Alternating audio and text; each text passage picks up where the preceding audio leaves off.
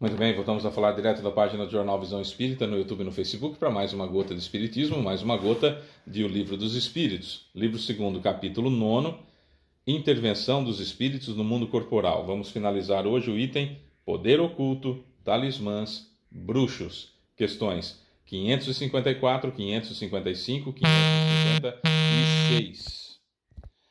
Bom, nós vamos encerrar o item, mas não esgotar o assunto, porque não temos capacidade para isso, né? Nem evolução. A gente sempre fala isso, né? Vamos lá. Compartilhe, curta, comente, que isso ajuda a divulgar a doutrina espírita, tá bom? 554. Aquele que, estando ou não certo, confia no que chama de virtude de um talismã, não pode atrair um espírito justamente por essa confiança? Pois então é o pensamento que age. O talismã é um mero sinal que ajuda a direcionar o pensamento? Resposta: é verdade, mas a natureza do espírito atraído depende da pureza da intenção e da elevação dos sentimentos. Ora, é raro que aquele que é simples o bastante para acreditar na eficiência de um talismã não tenha um objetivo mais material que moral. Em todo caso, isso indica uma frivolidade, uma superficialidade, uma inutilidade e uma fraqueza de ideias, o que dá espaço aos espíritos imperfeitos e zombeteiros. Tá, se eu tiver confiança num talismã, se eu tiver confiança num crucifixo, se eu tiver confiança numa pedra, isso não atrai espíritos superiores para me proteger? Não. Até porque o tipo de proteção que pessoas que acreditam ainda em talismãs, em coisas materiais, para os proteger, a ideia é muito mais material do que moral. Ah, Fábio, mas eu conheço um caso. De novo, nós voltamos na situação do eu conheço um caso. Somos 8 bilhões de pessoas. Não dá para a gente levar em consideração exceções ou situações que nos pareçam exceção, porque não conhecemos todo o caso. Não temos acesso a todas as informações possíveis. Então, nós precisamos tomar muito cuidado. Ah, eu ouvi dizer, no centro que eu frequentava, eu conheci fulano, é um caso. Não... Ou então aquela célebre frase narcisista, aquela célebre frase das pessoas que acham que são a mais importante do mundo. Ela fala assim, um exemplo bobinho usando comida. Eu não sei por que colocam cebola na pizza. Ninguém gosta de cebola na pizza. Tiro por mim, eu não gosto. Percebeu o tiro por mim? Quer dizer, a partir da observação dele, 8 bilhões de pessoas no mundo não gostam de cebola na pizza. Certo? Então é aquele tipo de tolice de pessoas que ainda acham que a sua opinião é a que rege o mundo. A forma como ela vê o mundo é daquele jeito. Né? E são pessoas imperfeitas ainda, que não entenderam que a sua é apenas mais uma opinião e não muda absolutamente nada nas leis de Deus. Certo? Então é isso que nós temos que ter muito em conta. Eu tenho um talismã, eu tenho uma cruz, então eu estou protegido, eu ponho a mão na cruz aqui e aí eu estou protegido. Não, você está protegido sempre. Você tem um guia espiritual, um anjo da guarda, sempre, independentemente se você tem um talismã ou não. Né? E esse tipo de proteção indica um privilégio. Né? Se você tem uma pedra, se você tem alguma coisa que é um talismã para você, que vai servir para você, para te proteger mais do que o outro, significa privilégio. E Deus é infinitamente bondoso, mas também é infinitamente justo. Então não há privilégios para ninguém. Quanto mais elevarmos o nosso pensamento, quanto mais elevarmos a nossa evolução, quanto mais elevarmos o nosso conhecimento, menos a gente cai nessas possibilidades de engano. Né? Vamos usar esse termo mais eufemista. 555. Que sentido se deve atribuir à qualificação de feiticeiro? Resposta: aqueles que chamais de feiticeiros, quando são de boa fé, são pessoas dotadas de alguns dons, como a força magnética ou a segunda vista. Então, como fazem coisas que não compreendeis, vós acreditais que são dotados de uma força sobrenatural. Vossos sábios, muitas vezes, não passaram por bruxos aos olhos de pessoas ignorantes? Quantas pessoas não foram queimadas em fogueiras simplesmente porque eram médiums e eram chamadas de bruxas? Não é? Se você tem uma segunda vista, que são aqueles médiums que fazem registro em cartório, que viram um avião que vai cair, que viram agora, como aconteceu em 2023, em junho de 2023, um mini submarino, um submersível, foi ver os destroços do Titanic e implodiu com a força da pressão da atmosfera 380 vezes maior do que a pressão aqui em cima, né, a 3.800 metros de profundidade, implodiu e, né, destroçou tudo, inclusive os corpos das pessoas que estavam lá dentro. Tem pessoas que registraram em cartório que isso ia acontecer. É segunda vista. Se fosse há 200 anos, essas pessoas seriam tratadas como feiticeiros das tribos, feiticeiros da cidade. Hoje a gente sabe que são apenas médiums que deveriam estudar espiritismo, deveriam estudar o livro dos médiuns e não fazer esse papel ridículo de ir nas mídias falando: olha, eu vi porque eu sou extraordinário, etc, etc, etc. Tem uma explicação de Kardec. O espiritismo e o magnetismo nos dão a chave de uma grande quantidade de fenômenos sobre os quais a ignorância ou desconhecimento teceu uma infinidade de fábulas, de historinhas, nas quais os fatos são exagerados pela imaginação. O conhecimento esclarecido dessas duas ciências, que por mostrarem a realidade das coisas e sua verdadeira causa são na verdade uma só, é a melhor prevenção contra as ideias supersticiosas, pois mostra que é possível, mostra o que é possível e o que é impossível, o que está nas leis da natureza e o que não passa de uma crença ridícula. Por que é que Jesus fez tantos, aspas, milagres? Ele não fez milagre algum. Tudo o que ele fez está nas leis da natureza e qualquer um de nós podemos fazer. Qualquer um de nós podemos fazer. Qualquer um de nós podemos fazer. Fábio, mas eu não tenho a evolução de Jesus. Não. Mas se tivesse, faria.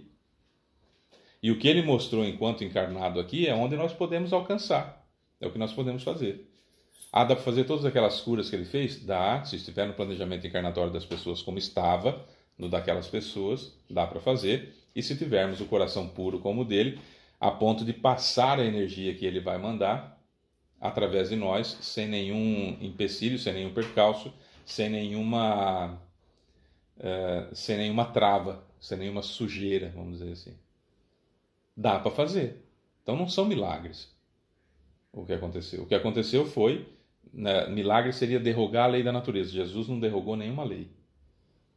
Então, aqueles que são chamados feiticeiros, na realidade têm uma habilidade a mais, que seria a mediunidade, por exemplo, de segunda vista, que seria a mediunidade curadora. Aliás, a pergunta próxima, 556, é sobre isso. Certas pessoas realmente têm o dom de curar por um simples toque. Olha que importante essa questão, principalmente por aquilo que se viu muito recentemente com a história do conhecido médium João de Deus.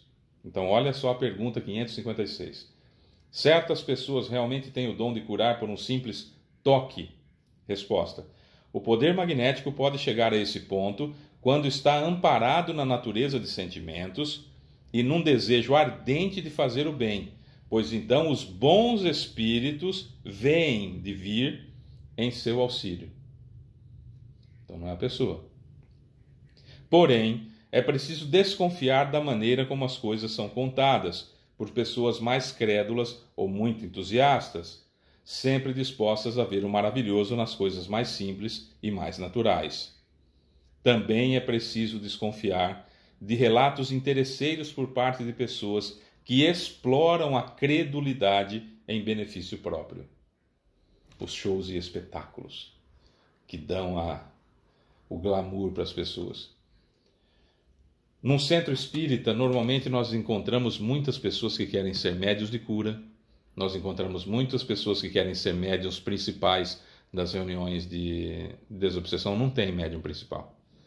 Mas, enfim, pessoas que querem ser médiuns principais das reuniões de desobsessão. Pessoas que querem ser médiuns apenas em reuniões de contato para trazer cartinha do além, quando a mais importante é a desobsessão, já que a grande maioria dos espíritos desencarnam e nem sabe que o corpo morreu. Mas é difícil achar suporte para a reunião de desobsessão, que sem suporte não acontece a reunião com eficácia. É difícil achar pessoas que vão limpar o centro. É difícil achar pessoas que vão frequentar o centro em determinados horários, porque tem o mundo, tem o marido, tem a esposa, tem os filhos, tem seja lá o que for, e não podem naquele horário. Que é diferente, por exemplo, de uma igreja evangélica. Se tiver reunião às 10 da manhã, está todo mundo lá, depois do culto deles, lavando e limpando o centro. Aquele monte de gente.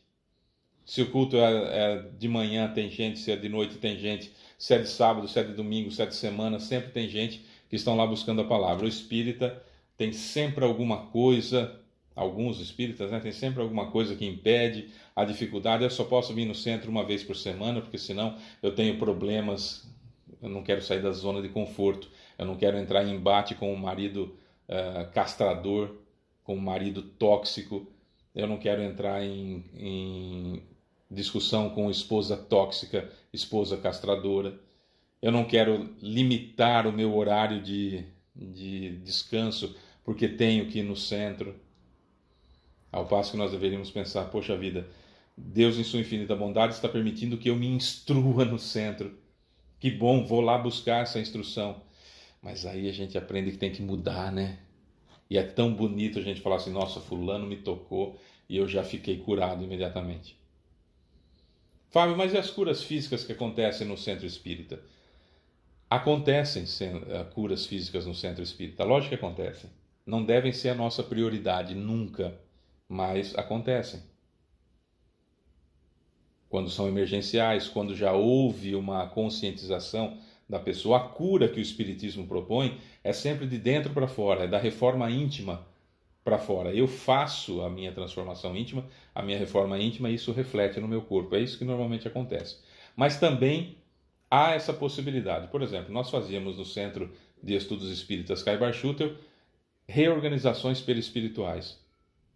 Por quê? O perispírito está com lesão, passou para o corpo, certo? Então nós fazemos a reestruturação perispiritual, talvez até uma cirurgia espiritual no perispírito, nada no corpo, nem tocar na pessoa, nada no perispírito da pessoa. Se for expiação e já tiver esgotado o tempo que a pessoa precisa passar por aquela expiação, a interferência no perispírito é algo benéfico, igual quando você toma um remédio para o corpo físico. Você está doente, você toma um remédio. Aquela magnetização, aquela intervenção no perispírito reflete no corpo e a pessoa em 1-2 semanas está bem daquilo. Então, acontecia curas espirituais nesse sentido? Claro que acontecia. Várias. Às vezes a pessoa estava somando tanto estresse, tanta dificuldade, tanta coisa ruim, vibração baixa, a aproximação de espíritos obsessores, aquilo estava causando um monte de lesões no perispírito. Você faz um tratamento perispiritual na pessoa, afasta os espíritos obsessores em uma reunião de desobsessão e a pessoa é curada. Isso acontece. E é assim que deve ser, inclusive. É dessa forma. E nenhum de nós era feiticeiro. Porém, no entanto, contudo, todavia, pessoas vindas pela primeira vez no centro e vendo essas coisas poderiam achar que a gente era feiticeiro e, pior ainda, achar que a gente era charlatão. Não é nem uma coisa nem outra. Éramos simplesmente instrumentos, porque, como está bem claro aqui, os espíritos vêm em seu auxílio, quando há uma vontade predisposta e principalmente explicando para a pessoa que depende do planejamento encarnatório dela. E nunca acontecia nenhum tratamento espiritual antes da palestra evangélica. Nunca. Sempre a palestra primeiro. E a pessoa, para participar do tratamento espiritual, primeiro tinha que assistir a palestra, entender o que acontecia. Nessas palestras era sempre falado sobre planejamento encarnatório, permissão, etc, etc, para que a pessoa entendesse que aquilo se tratava de algo para ela melhorar-se. E que havia uma série de fatores e que não era uma cura física que estava acontecendo. Ignorância não é bênção. Ignorância é uma tristeza. Ignorância no sentido de não sei as coisas. É uma tristeza que precisamos eliminar do nosso coração o quanto antes. Por isso, estudar a doutrina espírita é tão importante. Tá bom? É isso. Amanhã nós vamos falar sobre bênção e maldição. É uma questão só, mas a gente vai fazer um vídeo específico sobre bênção e maldição, mas amanhã. Beijo para você que fica, sou o Fábio Pereira, tchau.